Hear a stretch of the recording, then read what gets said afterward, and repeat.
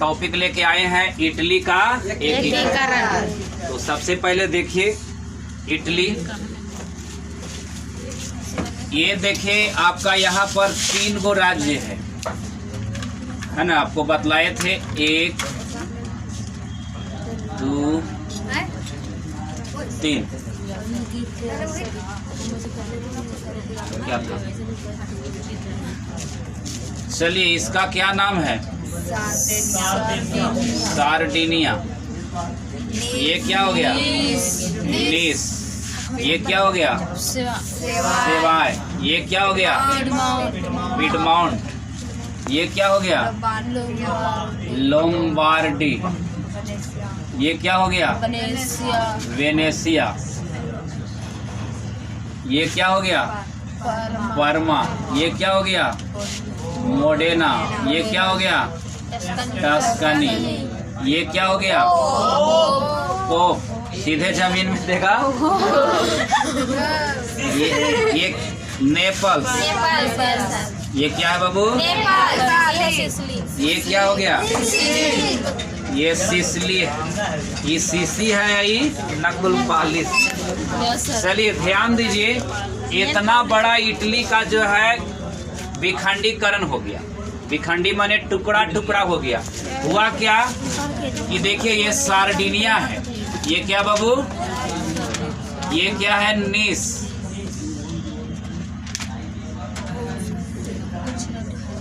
ये हो गया सेवाय।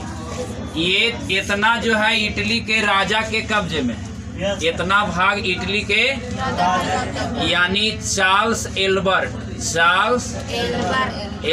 के कब्जे में। लोम्बार्डी और वेनेसिया पर प्रत्यक्ष रूप से ऑस्ट्रिया का प्रभाव।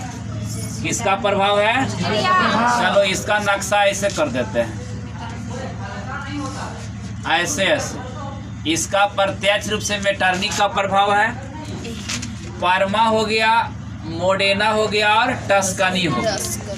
ये तीनों पर जो है ऑस्ट्रिया का ही छोटे छोटे साम्राज्य यहाँ पर आए थे, वही राज कर रहे थे। ठीक है, इस साम्राज्य को कहते थे हैब्सबर्ग साम्राज्य। हैब्सबर्ग साम्राज्य। ये सब छोटे छोटे राजाओं के कब्जे में 3 राज चला गया। चलिए ध्यान दीजिए, ये जो बूंदा बूंदा दर्शा रहे हैं बाबू, ये बूंदा बूंदा वाला भाग है, ये पोप के कब्जे में है। ये कहता है कि ईश्वर हमको करीब है, हमको ज्ञान देता है कि मानव एक तुच्छ प्राणी है। पोप जो है सबसे श्रेष्ठ है, मानव को तुम समझाओ। ये किसको कहना है? पोप का। वो सीधे कहते हैं कि जो कुछ हो रहा है सब ईश्वर के देन है, अपने से कुछ तुम नहीं किया। चलते चलते अगर बीच रास्ता में पैसा मिल जाए 30 रुपया, तो गोड़ लगो, बोला कि कौन दिया? तो जी पाए हैं, भगवान दिया, पोप महाराज के कहने से दिया, सब ठीक है। और कहा कि नहीं हम पाए हैं, तो फिर तुमको कहेगा तो हम पवाते हैं। चलिए ये है आपका क्या बाबू? नेपल्स। चलिए इसका नक्शा ऐसे बना देते हैं गिर गिर। ये क्या है? नेपल्स। ये क्या है? सिसली। यहाँ जो है फ्रांस के बुर्बो वंश का शासन, बुर्बो वंश। अब ध्यान दीजिए, सार्डिनिया में ही जो है मेजनी का जन्म हुआ। मेजनी का जन्म 1805 में सार्डिनिया के जिनोवा नगर में यही हुआ था। सार्डिनिया के जिनोवा नगर कब हुआ था? 1805। इन्होंने जो है इटली को जो है एक राष्ट्र बनाने की कोशिश की। इटली जो है एक राष्ट्र होना चाहिए। इटली का हुआ क्या कि इटली का जो है सोल जो है बुर्बो वंश को, और जो मेन होता है बॉडी खोल, ये ले है ऑस्ट्रिया, और जो फीता है, समझ रहे ने, यानी जूता के जो फीता होता है वो राजा को थमा दिया है। बताइए कि जूता की हालत क्या है? कोल कोई सोल खोई या फीता राजा को, क्या राजा के संतुष्टि होगा?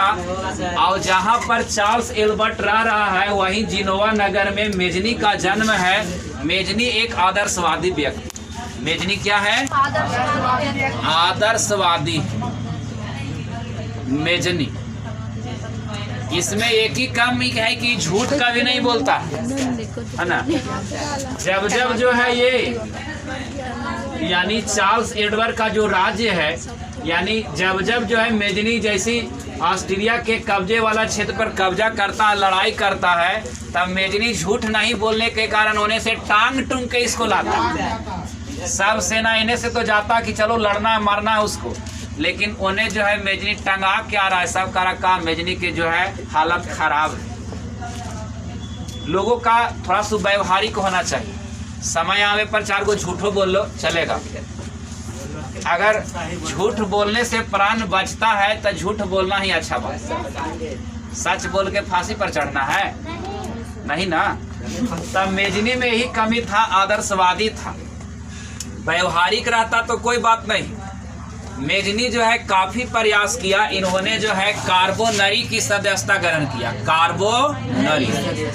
कार्बोनरी की सदस्यता ग्रहण किया। कार्बोनरी एक संगठन था मजदूरों का, उसमें मेजनी भाग लिया और उसका एक संगठन बना और उसमें एक ही नारा था कि इटली को एक करना। इन्होंने जो है इसके बाद जो है यंग इटली और यंग यूरोप की स्थापना कि यहाँ जितना भी युवा वर्ग के लोग हैं सब संगठित रहो और इटली का एकीकरण कर। यंग इटली बनाने के बाद इन्होंने विदेशी सहायता यंग यूरोप की भी स्थापना किया कि समय पर जो है विदेशी भी भाग ले। कि समय आएगा तो कॉल करेंगे तो आना।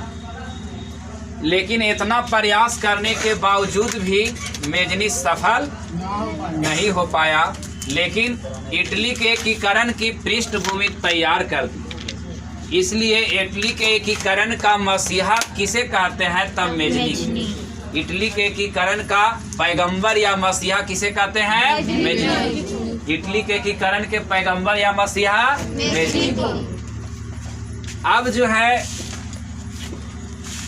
ऑस्ट्रिया के कब्जे में जो है आपका लोम्बार्डी और वेनेसिया है। लोम्बार्डी और वेनेसिया।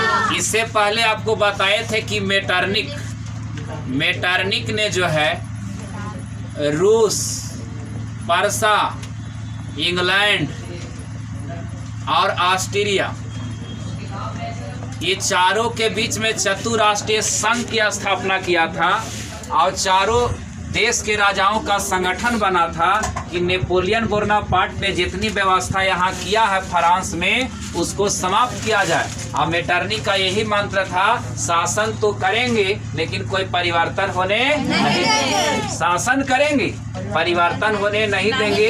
ये रूढ़िवादी था, पुराने जमाने की बातों को फिर से दोहराते थे। नेपोलियन बोनापार्ट ने फ्रांस में सब व्यवस्था को बदल चुका था, सबके अंदर राष्ट्रवादी भावना बन चुका था। आपको बताए थे कि लुई 18वां राजगद्दी मिल गया था। अब हुआ क्या कि जैसे ने मेजनी का उद्भव हुआ 1824 में, 1824 ईस्वी में, 1824 में लुई 18वां की मृत्यु हो गई, असामयिक मृत्यु हो गई। 1824 में लुई 18वां का क्या हो गया? मृत्यु। अब जो है ये फ्रांस जो है यहाँ देख रहे हैं, यहाँ का राजा 1824 के बाद कौन बनता है? तो याद रखेंगे चार्ल्स दसम। ये चार्ल्स दसम है जो घोर प्रतिक्रियावादी है, घोर प्रतिक्रियावादी व्यक्ति। घोर प्रतिक्रियावादी के मतलब जनता के सुख दुख के प्रति कोई चिंता नहीं है, ये भी निरंकुशवादी है। इन्होंने क्या किया कि चार्ल्स दसम जैसी फ्रांस का राजा बना तो इन्होंने सबसे पहले पोलीगनेक को प्रधानमंत्री बनाया। अब पोलीगनेक भी क्या था? स्वेच्छाचारी शासक, इच्छा के अनुसार शासन कर रहा था। जितना भी नेपोलियन बोनापार्ट द्वारा जो व्यवस्था था सब खत्म कर दिया। और चार्ल्स चार्ल्स दसम जो है सारी व्यवस्था को बैंड कर दिया, प्रेस पर प्रतिबंध लगा दिया, पेपर मीडिया कुछ नहीं छपेगा। और ध्यान दीजिए, इतना ही नहीं किया, चार्ल्स दसम ने नारा दिया कि मैं अंग्रेजी राजा की भांति शासन करने से अच्छा है मैं लकड़ी काट लूंगा, वो बढ़िया, लेकिन शासन नहीं करेंगे। अरे राजा है तो राजा के बाद प्रजा सुनेगी, ये नहीं कि प्रजा के दबाव में राजा रहे कि हम वैसे नहीं करें, हम जो कहेंगे वो प्रजा करेगी। ये चार्ल्स दसम का कहना था, हमारी इच्छा ही कानून है, मैं ही राज हूँ और मेरा शब्द ही कानून है। ये लुई 14वां वाली बात कर दिया चार्ल्स दसम। अब 1830 आते आते चार्ल्स दसम का विरोध एकदम काफी बढ़ गया। हुआ क्या कि 26 जुलाई, अरे सुनो, 26 जुलाई 1830 की बात है। 26 जुलाई 1830 में फ्रांस के मजदूर बुर्जुआ वर्ग जो है, किसान भाई लोग पेरिस की सड़कों पर उतर गया और चार्ल्स दसम का विरोध होने लगा। यह क्रांति जो है बहुत जोरदार हुआ। चार्ल्स दसम की अधिकतर सेना मारा गया मजदूर के हाथ।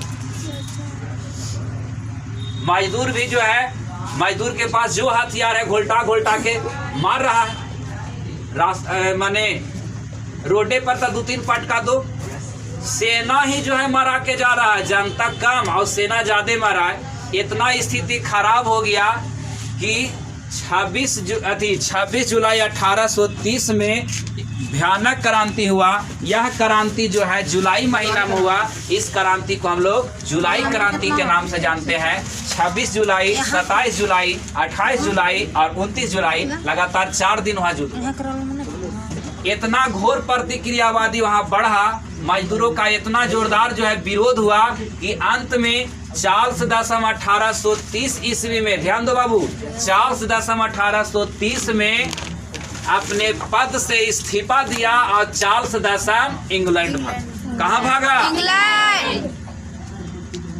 मेटरनी कहाँ भागा? इंग्लैंड। नेपोलियन बोनापार्ट कहाँ भागा? इंग्लैंड। ये भी कहाँ भागा? इंग्लैंड। मेजनी कहाँ भागा? इंग्लैंड। सब इंग्लैंडे शरण देता है। चलिए अब मिलते हैं अगले वीडियो में। जय हिंद।